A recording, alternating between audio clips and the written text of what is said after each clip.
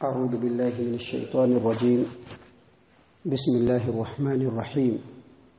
نحن نقص علیک نبأهم بالحق انہم فتیۃ آمنوا بربهم وزدناہم ہدی وربطنا على قلوبهم اذ قاموا فقالوا ربنا رب السماوات والارض لن ندعو من دونه الها لقد قلنا اذا شططا هؤلاء قوم اتخذوا من دونه آلهة لولا يأتون عليهم بسلطان بين فمن أظلم ممن افترى على الله كذبا وإذ اعتزلتموهم وما يعبدون إلا الله فأووا إلى الكهف ينشر لكم ربكم من رحمته ويهيئ لكم من أمركم مرفقا۔ محترم سامعین کرام، یہ سورۃ الکہف ہے اور سورۃ الکہف سے ابھی آپ کے سامنے آیت نمبر 13 سے لے کر کے آیت نمبر 16 تک یہ چند آیات تلاوت کی گئی۔ معزز سامعین کرام، یہاں سے اصحاب الکہف کا جو واقعہ ہے، جو اللہ تبارک و تعالیٰ نے بیان فرمایا ہے، تفصیل سے شروع ہو رہا ہے۔ اللہ تبارک و تعالیٰ بیان فرماتے ہیں نحن نقص علیک نبأهم بالحق، اب ہم آپ کے سامنے ان کا واقعہ بالکل صحیح اور حق کے ساتھ بیان کرتے ہیں۔ انہم فتیۃ، یہ چند نوجوان تھے۔ اسی آیت کریمہ سے اکثر مفسرین نے یہ کہا ہے کہ نوجوانوں کے اندر اللہ تبارک و تعالیٰ نے وہ صلاحیت، قوت اور سوچ و سمجھ دی ہوتی ہے کہ وہ حق کو جلدی قبول کرتے ہیں۔ یہی وجہ ہے کہ آپ نبی صلی اللہ علیہ وسلم پر ایمان لانے والے قریش کے لوگوں کو دیکھیں گے تو ان میں سے اکثریت نوجوانوں کی تھی۔ کئی مفسرین کہتے ہیں کہ ان کے کانوں میں بالیاں تھیں اور یہ لوگ اللہ تبارک و تعالیٰ کی توحید کو جان گئے۔ اللہ فرماتے ہیں کہ انہم فتیۃ آمنوا بربہم، یہ چند نوجوان تھے جو اپنے رب پر ایمان لائے، وزدناہم ہدی، تو ان کے ایمان لانے کی وجہ سے اللہ تبارک و تعالیٰ نے ان کی ہدایت کو اور زیادہ کر دیا۔ اسی سے یہ بھی پتہ چلتا ہے کہ کسی بھی شخص کے اندر جو ایمان ہوتا ہے وہ اس کے نیک اعمال کرنے کی وجہ سے بڑھتا ہے، اور جیسے جیسے انسان نیک عملوں سے دور ہوتا ہے تو ایمان دھیرے دھیرے گھٹتا رہتا ہے، گھٹتے بالکل گھٹ جاتا ہے، یہاں تک کہ انسان کے اندر نیکی کرنے کی جو چاہت ہوتی ہے، نیکی کرنے کی جو قوت ہوتی ہے وہ ختم ہو جاتی ہے اور انسان برائی کی طرف بھاگنے لگتا ہے۔ تو اللہ تبارک و تعالیٰ نے فرمایا کہ چند نوجوان تھے جو اپنے رب پر ایمان لائے تو ہم نے ان کی ہدایت کو، ان کی رہنمائی کو زیادہ کر دیا۔ زیادہ اس طرح سے کیا کہ اللہ تبارک و تعالیٰ نے ان کو اتنا مضبوط ایمان والا بنا دیا کہ اپنے زبان سے کفر و شرک کے کلمے کو کہنا بھی گوارا نہیں کرتے تھے، جیسا کہ اگلی آیت کے اندر آپ کے سامنے آ رہا ہے۔ اللہ فرما رہے ہیں وَرَبَطْنَا عَلَىٰ قُلُوبِهِمْ، ہم نے ان کے دل کو مضبوط کر دیا۔ اِذْ قَامُوا، جب وہ کھڑے ہوئے، فَقَالُوا رَبُّنَا رَبُّ السَّمَاوَاتِ وَالْأَرْضِ، تو ان لوگوں نے کہا کہ ہمارا رب اور زمین و آسمان کا رب جو ہے وہ اللہ تبارک و تعالیٰ ہے۔ لن ندعو من دونہ الہا، اس کے علاوہ ہم کسی کو بھی معبود نہیں کہہ سکتے، اور اگر ہم نے ایسا کہا لقد قلنا اذا شططا، تو یہ بہت ہی ظلم والی بات ہوگی، جھوٹ بات ہوگی، اللہ پر بہتان ہوگا۔ محترم سامعین کرام، مفسرین میں سے اکثر نے کہا ہے کہ یہ جو چند نوجوان تھے یہ رومی بادشاہوں کے خاندان میں سے، ان کے سرداروں کے خاندان میں سے تھے، اور جس علاقے میں یہ لوگ رہتے تھے وہاں سالانہ جلسہ ہوا کرتا تھا، سالانہ عید مناتے تھے۔ لیکن یہ جو چند نوجوان تھے، اس میں سے سب سے پہلا نوجوان جو اس جماعت سے کٹا، وہ نوجوان، اس کے ماں باپ نے کہا کہ چلو کل عید کا دن ہے، کل میلے کا دن ہے، تم کو بھی چلنا ہے۔ یہ اپنے خاندان والوں کے ساتھ نکلے۔ جب میلے کے اندر آئے تو میلہ چونکہ اس وقت کا بادشاہ منعقد کرتا تھا تو اس میں ہر طرح کی شرکی اعمال انجام دیے جاتے تھے، اور بادشاہ لوگوں کو شرک پر ابھارتا بھی تھا، اور جو شرک کی مخالفت کرتا تھا بادشاہ اس کو سزا بھی دیتا تھا۔ تو یہ نوجوان اپنے خاندان کے ساتھ نکلا، جب وہاں پر گیا تو دیکھا شرکیہ کام کو، تو اس کو بیزاری ہوئی تو وہ اس جگہ سے ہٹ کر کے ایک درخت کے نیچے آ کر کے بیٹھ گیا۔ اس کے ساتھ 1 2 3 4 5 6 7 نوجوان تھے۔ ایک ایک کر کے وہ لوگ بھی، حالانکہ سب ایک دوسرے کو نہیں پہچان رہے، لیکن اس مجمع سے الگ ہو کر کے یہ لوگ بھی آ کر کے اس پیڑ کے نیچے بیٹھ گئے۔ اب 4 5 7 بیٹھے ہوئے ہیں، ایک دوسرے کو دیکھ رہے ہیں، سب سے خوف ہے کیونکہ بادشاہ جو ہے وہ شرک کے خلاف کچھ سننے کے لیے تیار نہیں ہے، توحید تو وہ پسند ہی نہیں کرتا ہے،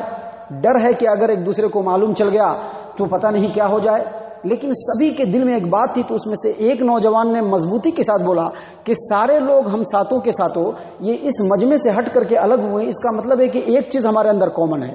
اور وہ کامن یہ ہے کہ یہ مجمع ہم لوگوں کو پسند نہیں ہے، اور اسی لیے ہم لوگ یہاں پر آ کر کے بیٹھے ہیں، تو کیوں نہ ہم اپنے اپنے حالات بیان کریں۔ تو اس میں سے ایک نے کہا کہ یہ جو ہماری قوم کے لوگ کر رہے ہیں شرک و بدعات کے کام، یہ سارے کام اللہ تبارک و تعالیٰ کے لیے ہونا چاہیے تھا، لیکن اللہ تبارک و تعالیٰ کو چھوڑ کر کے یہ لوگ دیوی دیوتاؤں کے ساتھ یہ معاملہ کر رہے ہیں، لہٰذا ہمیں یہ چیز پسند نہیں، یہ چیز اللہ کے لیے ہونا چاہیے۔ سبوں نے کہا کہ یہی ہمارا بھی سوچنا ہے، تو اب کیا کیا جائے؟ تو ان لوگوں نے مل کر کے ایک روم کو مخصوص کیا اور وہاں پر یہ لوگ اللہ کی عبادت کرنے لگے۔ قوم کے لوگوں کو معلوم ہوا تو بادشاہ کے پاس شکایت پہنچی، بادشاہ کے پاس شکایت پہنچی تو بادشاہ نے بلایا ان لوگوں کو اور کہا کہ یہ کیا بات ہے؟ بادشاہ کے سامنے، اس کے دربار میں، بڑے مجمع میں ان نوجوانوں نے نہ صرف یہ کہ ان کے شرک کا انکار کیا بلکہ برملا اللہ تبارک و تعالیٰ کی وحدانیت کا اقرار کیا اور کہا کہ اللہ تبارک و تعالیٰ کے علاوہ اگر کسی کی عبادت کی ہم زبان سے بات بھی کریں تو یہ بہت بڑے ظلم کی بات ہوگی۔ اللہ نے اسی بات کو یہاں پر فرمایا وَرَبَطْنَا عَلَىٰ قُلُوبِهِمْ، ہم نے ان کے دل کو مضبوط کر دیا، اِذْ قَامُوا، جب وہ لوگ بڑے مجمع میں کھڑے ہوئے اور کہا ربنا رب السماوات والارض، ہمارا اور آسمان و زمین کا جو رب ہے وہ اللہ تبارک و تعالی ہے، لن ندعو من دونہ الہا، اس کے علاوہ ہم کسی کو معبود نہیں مان سکتے، اور اگر ہم نے اللہ تبارک و تعالی کو چھوڑ کر دوسروں کو معبود ماننے کی کوشش کی یا زبان سے ایسی بات بھی نکالی لقد قلنا اذن شططا، تو یہ بڑی ہی خلاف عقل بات ہوگی، ظلم والی بات ہوگی، جھوٹ ہوگا، رب العالمین پر بہتان ہوگا۔ محترم سامعین کرام، اس کے بعد مزید اس نے کہا، وہ جو نوجوان تھے اللہ تبارک و تعالیٰ نے ان کے اندر ایمانی قوت، ایمانی حرارت دی تھی کہ جو لوگ، جو معاشرہ، جو بادشاہ توحید کا مخالف تھا اور موحدین کا دشمن تھا، ایسے لوگوں کے درمیان میں کھڑ کر کے وہ ساتوں نوجوان کہہ رہے ہیں ہؤلاء قومنا، یہ ہماری قوم کے لوگ ہیں، اتخذوا من دونہ آلہہ، ان لوگوں نے اللہ تبارک و تعالیٰ کو چھوڑ کر دوسروں کو اپنا معبود بنایا ہے، لولا یأتون علیہم بسلطان بین، تو یہ اپنے شرک کے اوپر کوئی دلیل کیوں نہیں پیش کرتے ہیں؟ کوئی آسمانی کتاب دکھلائیں، کسی نبی کا فرمان دکھلائیں کہ اللہ تبارک و تعالیٰ کو چھوڑ کر دیوی دیوتاؤں کی پوجا کی جائے، اللہ تبارک و تعالیٰ کو چھوڑ کر کے غیروں کو اللہ کے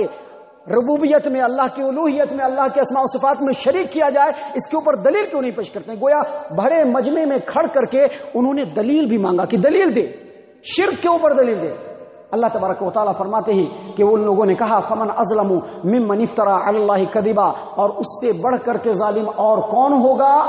جو اللہ تبارک و تعالیٰ پر جھوٹ بولے، اور جو لوگ شرک کرتے ہیں یقینی طور پر اللہ تبارک و تعالیٰ پر جھوٹ بولتے ہیں۔ محترم سامعین کرام، جب بادشاہ کے دربار میں ان لوگوں نے اپنی یہ بات کہہ دی تو بادشاہ نے پہلے ان لوگوں کو سمجھایا اور اس کے بعد ان کے جو جسم کے اوپر سرداری والا لباس تھا اس کو کھینچ لیا اور چند دنوں کی مہلت دی کہ چند دنوں میں اگر تم لوگوں نے اپنے اس موقف سے رجوع نہیں کیا اور ہمارے شرک والے معاملے میں تم لوگ پلٹ کر کے نہیں آئے تو یقینی طور پر تم لوگوں کا حال بہت برا ہونے والا ہے، اس لیے جاؤ۔ لیکن یہ جو مہلت تھی ان نوجوانوں کے لیے رحمت ہوگی۔ اللہ تبارک و تعالیٰ مزید آگے بیان فرما رہے ہیں کہ جب اس بادشاہ نے ان لوگوں کو مہلت دی تو ساتوں کے ساتھ وہ ایک جگہ اکٹھا ہوئے اور کہا وَإِذِ اعْتَزَلْتُمُوهُمْ، جب تم لوگوں نے ان سے علیحدگی اختیار کر لی، ان کے شرک میں تم شامل نہیں ہو، وَمَا يَعْبُدُونَ مِن دُونِ وَمَا يَعْبُدُونَ إِلَّا اللَّهِ، اور ان کے معبودوں کو تم نے چھوڑ دیا ہے اور اللہ کی طرف تم نے جب رجوع کر لیا ہے فَأْوُوا إِلَى الْكَهْفِ، تو بس سماج و معاشرے کو چھوڑو، چلو ہم لوگ غار میں پناہ لیتے ہیں اور وہی غار میں جا کر کے پناہ لیں گے، چھپ کر کے رہیں گے، اللہ کی عبادت کریں گے۔ محترم سامعین کرام، اس آیت کریمہ کے اس ٹکڑے سے یا یہ جو آیت کریمہ آپ کے سامنے پڑھی جا رہی ہے اس سے یہ ثابت ہوتا ہے کہ اگر فتنے کا وقت ہو تو اپنے ایمان کو بچانے کے لیے سماج و معاشرے کو چھوڑا جا سکتا ہے، جنگل، بیابان، وادیوں کو، غاروں میں جا کر کے پناہ لیا جا سکتا ہے اپنے ایمان کو بچانے کے لیے۔ اس سلسلے میں صحیح البخاری کی روایت ہے، صحیح البخاری کتاب الایمان حدیث نمبر 19، اللہ کے رسول صلی اللہ علیہ وسلم نے فرمایا کہ لوگوں، تم میں ایک وقت ایسا آئے گا کہ بکریاں تمہارے لیے سب سے پسندیدہ چیز ہو جائیں گی، جس کو لے کر کے تم جنگلوں میں چلے جاؤ، بارش کی جگہ پر چلے جاؤ اور وہاں جا کر کے تم اپنے ایمان کو محفوظ کر لو۔ یہی کام اصحاب کہف نے کیا، کہا کہ وَإِذِ اعْتَزَلْتُمُوهُمْ وَمَا يَعْبُدُونَ، جب تم نے ان لوگوں کو چھوڑ دیا، ان کے معبودوں کو چھوڑ دیا اور اللہ تبارک و تعالیٰ کے توحید کو تھام لیا، فَأَوُوا إِلَى الْكَهْفِ، تو پھر کہف میں جا کر کے تم لوگ پناہ لے لو، غار میں جا کر کے چھپ جاؤ، وہیں جا کر کے بود و باش اختیار کرو۔ اور آگے مزید کہتے ہیں ینشر لکم ربکم من رحمتی، اگر تم ایسا کرو گے، اللہ کی توحید کے دامن کو پکڑ لو گے، ان ظالموں کی بستی سے نکل جاؤ گے، تو اللہ تبارک و تعالیٰ کی رحمت تمہارے اوپر نازل ہو جائے گی، اللہ کی رحمت کی برکھا تمہارے اوپر برسے گی، وَيُهَيِّئْ لَكُم مِّنْ أَمْرِكُم مِّرْفَقًا، اور اللہ تبارک و تعالیٰ تمہارے معاملے کو بالکل آسان بنا دے گا۔ اور اللہ نے ایسے ہی کیا، یہ لوگ غار کے اندر گئے اور وہاں جا کر کے اللہ تبارک و تعالیٰ نے ان کے اوپر نیند طاری کر دیا، اور ایک عرصے دراز تک یہ لوگ سوئے رہے۔ محترم سامعین کرام، بات ابھی اور بھی آگے ہے، لیکن چونکہ کل ہمارے سامنے سوال آیا تو میں آپ کو بتلا دوں کہ اسی سورۃ الکہف کے آیت نمبر 25 اور 26 میں اللہ فرماتے ہیں وَلَبِثُوا فِي كَهْفِهِمْ 300 سِنِينَ وَازْدَادُوا تِسْعًا،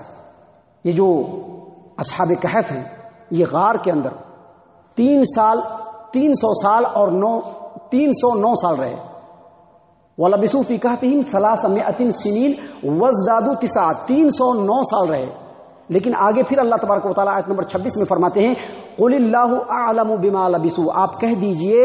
کہ وہ کتنے دن ٹھہرے، اس کو اللہ تبارک و تعالیٰ کے علاوہ کوئی نہیں جانتا ہے۔ امام قتادہ اس کی تفسیر میں یہ بیان کرتے ہیں کہ یہ جو اللہ نے یہ فرمایا کہ وہ لوگ غار میں 309 سال ٹھہرے، یہ اللہ کا قول نہیں ہے،